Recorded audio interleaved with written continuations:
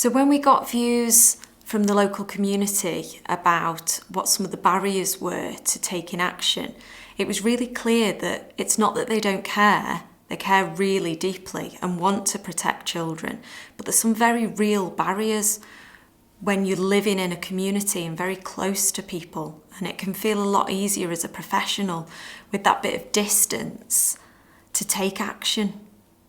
I think there's a number of different worries. One is around children being taken into care. So the minute social services get involved, children are taken off into care and never come back. That's sort of the perception around social services involvement. I think one of the main concerns is around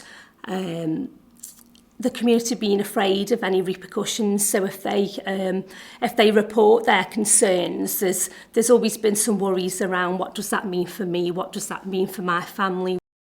With it being a close-knit community, we've got situations that do arise where children do disclose, and then the volunteers who actually live in the area might be reluctant to report it because they're in a situation where they might live in the same street as that person, they might be standing outside the school gate with them every day.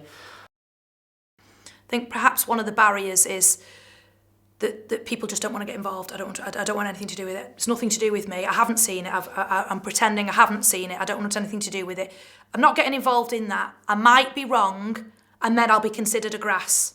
People don't want to talk about it because they don't think they'll be believed.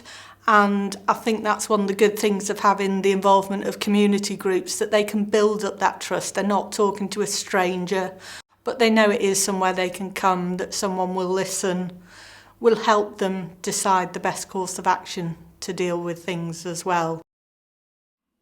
People get scared because they don't understand process. And sometimes there's a lot of big words that professionals use, and that really scares the public. It's about getting over those barriers and getting rid of not using those big words. It's about using everyday language that the local community would understand. I think there's a number of ways we can support people to overcome some of those barriers around supporting abuse. I think for me, it's around educating people, educating the community, and letting them know that there are people there who can help. We always have members of staff on the gate. The senior leadership team are on the gate every day. We like to be visual and visible. We're there to build those relationships and to talk to parents and even sometimes members of the community if they've got a problem.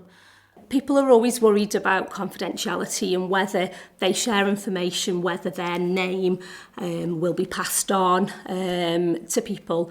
And it's just an assurance really that you can report concerns anonymously. You don't have to give your name, you don't have to give a telephone number.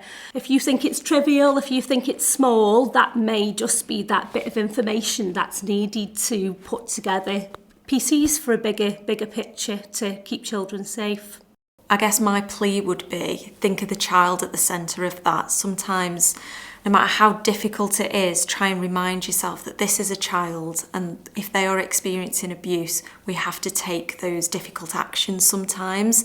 And there are ways that we can support community members to do that, but it's just really important that we do it.